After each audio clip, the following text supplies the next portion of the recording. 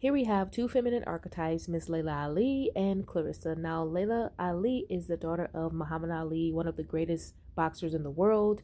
And then we have Clarissa, who is an up and coming champion, right? So I don't want to really focus on them though. I wanted to focus on the archetypes at hand. You have the mother archetype, which is, very wise, and she is a woman of status. She has um, experience within the realm of female sportsmanship. And then here you have the maiden. And this is where it gets tricky, because when it comes to these particular duos, it seems as though the maiden feels like she has to take the place of the mother archetype, if that makes sense. So she may be very manipulative to get close to the mother figure, just to manipulate her, learn from her, manipulate her, and then turn around and degrade her. So we all grew up watching Disney, okay? We all seen the storylines of the younger woman looking at the older woman as the old hag, and then the older woman looking at the younger woman is like, okay, she's not appreciative of her own beauty. She doesn't even know what to do with it. I need to take that from her, right? And of course, there's going to be different types of perspectives.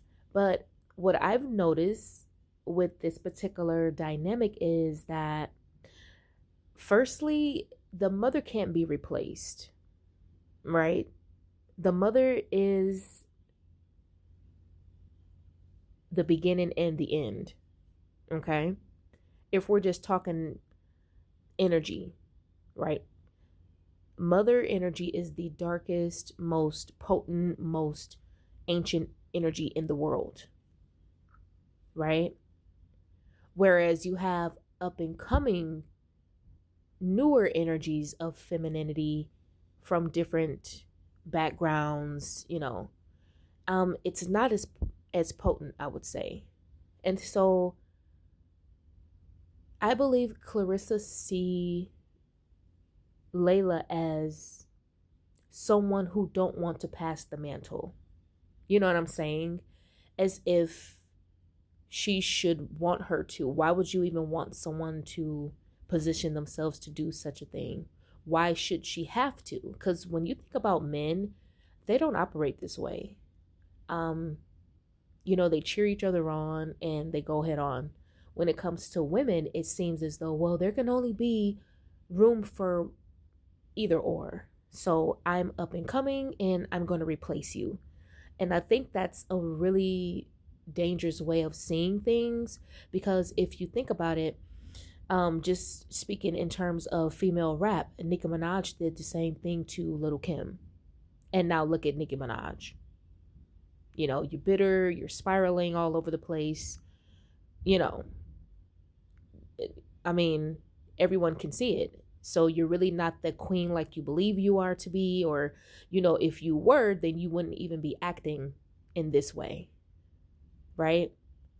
Meanwhile, when she first came out, she spoke poorly of Little Kim. She made fun of her and her songs, all type of things, just to be in that position several years later. It didn't take that long either.